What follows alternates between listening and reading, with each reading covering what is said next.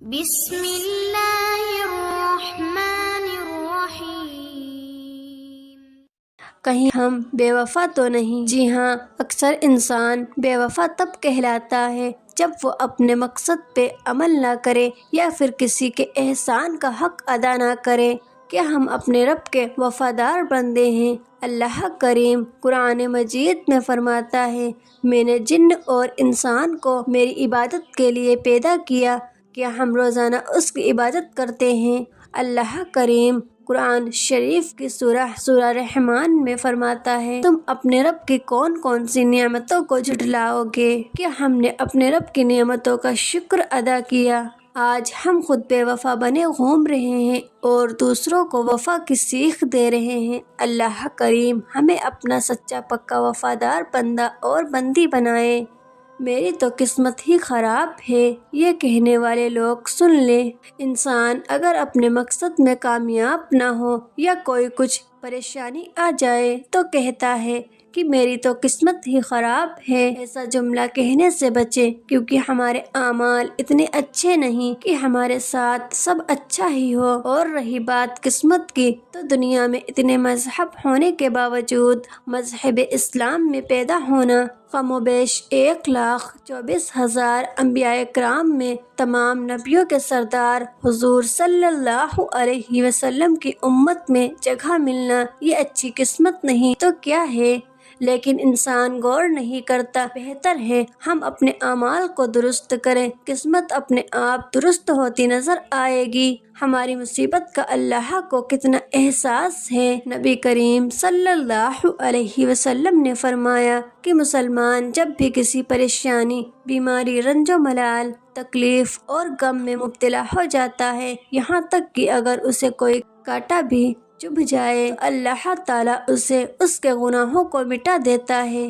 موت کو زیادہ یاد کریں۔ موت کو یاد کرنے کے فائدے: موت تمام برے کاموں سے روکتی ہے۔ جب بندہ موت کو یاد کرتا ہے تو اس سلسلے میں اسے اپنی زندگی کے تمام برے کاموں کا خیال آنے لگتا ہے اور وہ توبہ کی طرف رجوع کرتا ہے۔ اسے یاد آتا ہے کہ مجھے قبر کی آغوش میں جانا ہے، بروز محشر رب کے سامنے پیش ہونا ہے، اپنے نامہ اعمال کا صلہ پانا ہے۔ زندگی کی حقیقت اور مدت اسے سمجھ آنے لگتی ہے اور آگے کی زندگی وہ نیک کاموں میں بتاتا ہے۔ جب بھی گناہ کرنے کا دل کرے تو موت کو خوب یاد کرے، یہ گناہ کے خیال کو ترک کرنے کا بہترین طریقہ ہے۔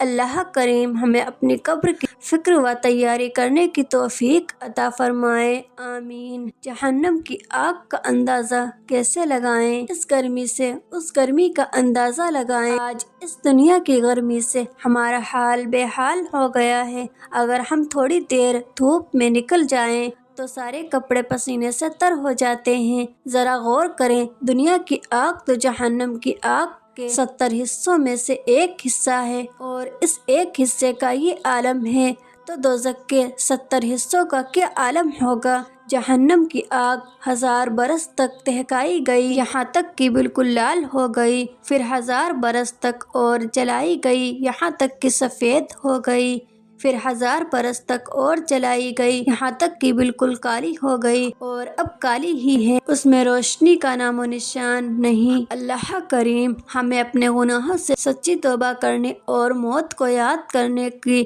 آئندہ گناہوں سے بچنے کی توفیق عطا فرمائے، آگے کی زندگی نیک کاموں میں گزارنے کی صلاحیت عطا فرمائے، ایمان پر استقامت اور ایمان پر ہی خاتمہ نصیب فرمائے، آمین۔ ہماری دعائیں کیوں قبول نہیں ہو رہی ہیں؟ پیغمبر محمد صلی اللہ علیہ وسلم نے فرمایا، اللہ پاک ہے اور حلال و پاک چیزوں کو ہی پسند کرتا ہے، اور اللہ نے مومن کو ہی انہی چیزوں کا حکم دیا ہے جن چیزوں کا حکم اس نے اپنے رسول کو دیا ہے۔ پھر آپ نے ایک ایسے شخص کا ذکر کیا جو لمبا سفر کرتا ہے، پریشان حال اور غرد آلود ہے، آسمان کی طرف ہاتھ پھیلائے دعائیں مانگتا ہے، اے میرے رب، اے میرے رب، اور حال یہ ہے کہ اس کا کھانا حرام ہے اور اس کا پینا حرام ہے، اس کا کپڑا حرام ہے اور اس کی پرورش ہی حرام سے ہوئی ہے، پھر اس کی دعا کیوں کر قبول ہوگی؟